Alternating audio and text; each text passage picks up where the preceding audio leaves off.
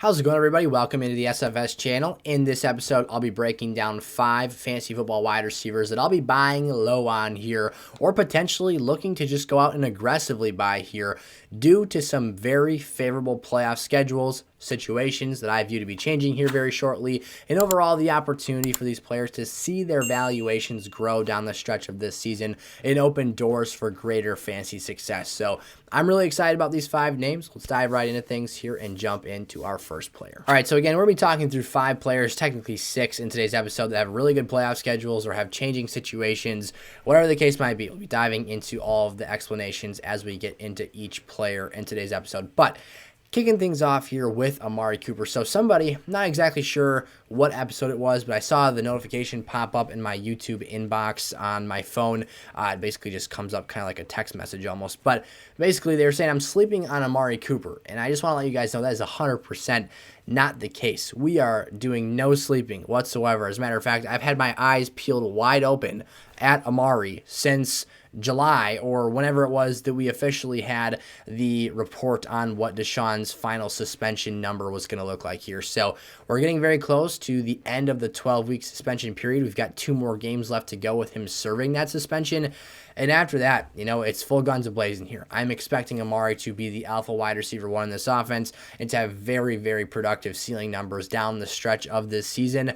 What I really would have loved to see is Amari and this Browns team pick up a few more wins so that they could be in playoff contention and really be pressing for some big games down the stretch here. But I still do feel that for a team that gave up basically, the whole entire closet and cabinetry and basically everything that they owned in terms of future assets for this group, they're going to get him out there regardless and try and win football games and figure out what works and what doesn't heading into this offseason with Deshaun. So I'm not necessarily worried about any of the external factors of shutting down players or being under aggressive, whatever the case might be.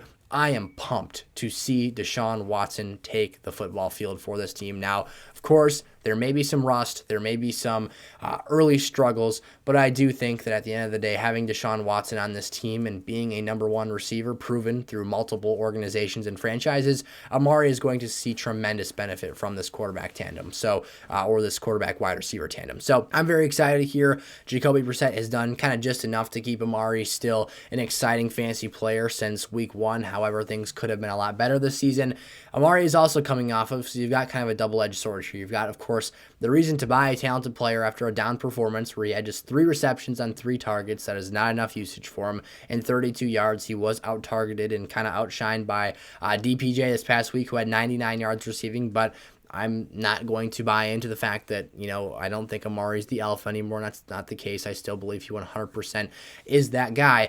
But you've also got the fact that the long-term upside for the rest of the season projects very well for Cooper, who has a solid rest of season playoff schedule. Not necessarily great, not necessarily bad. It's fairly average. So nothing to be, encouraged or discouraged by, which can almost be considered a victory to an extent. So for Amari Cooper, this is a guy who this game, so heading into the bye in week 8, they played Monday night against the the Cincinnati Bengals.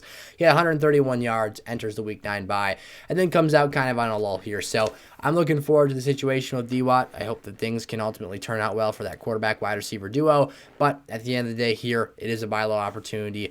Michael Pittman, diving into a player that was basically left by the wayside and viewed as trash just a week ago.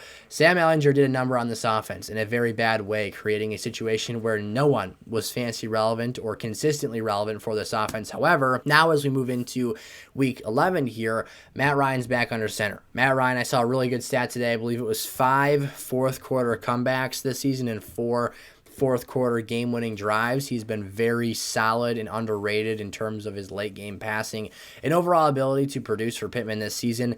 Is he still an elite quarterback playing at an MVP level? No, he is not, but what he is a whole heck of a lot better than what else was being put forth in this Colts offense. So I think that kind of getting back to the basics helped Indianapolis out this week. They ran the ball in key 3rd and short situations where they were doing dumb passing plays earlier in the year, and Michael Pittman now has competent passing that can get him a higher volume of targets on a per week basis. He had 9 targets, 7 receptions, and 53 yards in this game. So still not eye-popping numbers to really create a situation where his value just drastically rises back up. But it's definitely a situation where his value stays low enough to create a buy low opportunity. So yes, the Colts do somewhat stink to an extent. That's kind of a good thing for Michael Pittman, though. If they're trailing in games, they have the second hardest schedule in terms of facing opponents with a winning record the rest of the way. If they're trailing, that only helps Pittman in the fourth quarter get more targets, more volume, and more opportunity to succeed. Matt Ryan also has done a very great job in his first game back, creating a sustainable enough offensive attack that Jonathan Taylor can maintain some fantasy relevance here. Allen Lazard diving into the Green Bay Packers. Now, basically, my expectation is what's going to happen after this big game against Dallas. Everyone's going to be tooting their horn here and super excited about Christian Watson. He's a talented, explosive, burning playmaker that can fly downfield and make huge things happen. But at the end of the day, I still don't have a great deal of trust for his consistency, and I still find myself falling back and wanting to rely most on Allen regardless of what the other receivers are doing in this offense. So for me, this is a buy low chance on a player that didn't really do all that much against Dallas. They had a really run-heavy approach, which I do think is a recipe for success against some of these really high-end teams here. But Allen Lazard, to me, is still the top guy in the red zone. He is still Aaron Rodgers' go-to target. There is a bit more competition now that Watson and Dobbs have both had some shining moments this year and kind of created scenarios where they both look like capable playmakers. But at the end of the day, like I said, if this team's trailing, this is kind of their first big win of the year. They're going to be passing late. Allen Lazard is a high-end wide receiver 3 to flex level player and someone that I wouldn't mind rostering as one of those players to have on your bench as an option to put forth in the lineup depending on matchup. Chris Olave here for the Saints, coming off of a down performance this week. It's been really frustrating for me to see the reluctance of the Saints organization to go back to Jameis Winston. They've really stuck with Andy Dalton here and been kind of stubborn in terms of, since Jameis got injured, putting him back in this lineup. But at the end of the day, this is a guy who gets in and out of his breaks on time. He's a phenomenal route runner, phenomenal athlete. He's extremely explosive. Part of the reason I want to see Jameis back in this offense is not necessarily because I think he's a more accurate passer than Andy Dalton, but I do think he offers a lot more downfield passing ceiling. And I think that for Chris Olave, that ADOT could be incredibly valuable to him. So I'm hoping he can get back on track here. He does have an above average playoff schedule, so that's really great to see. Obviously, he can feast on some of those opponents down the stretch of the year and create some high ceiling performances for fantasy lineups, which is obviously what we're looking for in the ideal situation here. So he had just 5 targets this week. That is plain and simple not enough. 3 receptions, 40 yards. That's not going to get it done, but it's not like anyone else was out there thriving and anyone else was really exploding through the blocks here. This team lost by double digits to Mike Tomlin and the Pittsburgh Steelers, which have been struggling all season long. This is kind of a rock bottom moment for the Saints in 2022, but no other receiver on the Saints had more than 3 receptions, so kind of makes you feel that overall this was a team-wide struggle versus a Chris Olave struggle in Week 10.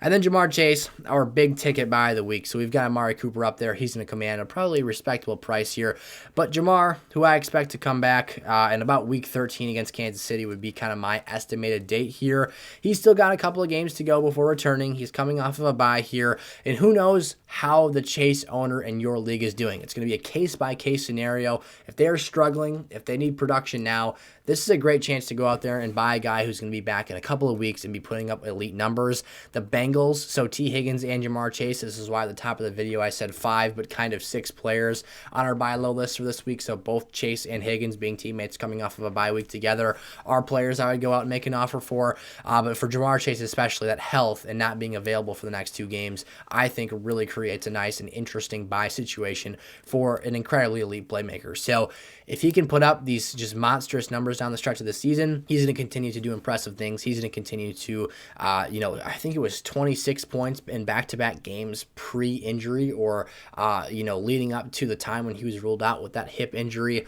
Really interesting stuff, but of course, an extremely high caliber, high ceiling fantasy lineup asset that if you have a chance to go out there and buy, especially with some of the things going on right now, it would be really beneficial to do so. What I'm talking about is, of course, Cooper Kupp just went down with injury. If you just lost him, you might be able to go move for a Jamar Chase. Who knows? I'm not suggesting you trade Cooper Kupp for Jamar Chase, but maybe use some of those other supporting assets to make something happen. It's just a good buy low opportunity in a situation where you could create a more favorable lineup for the rest of this season. So there you guys have it. Amari Cooper, Michael Pittman, Alan Lazard, Chris Olave, and Jamar Chase here are my buy targets in Week 11. As always, if you guys enjoyed, smash the like button. Let me know your questions and trade scenarios in the comment section below. And I will see you in the next trade episode. We've got 3 others out today, and they start right now. Peace out.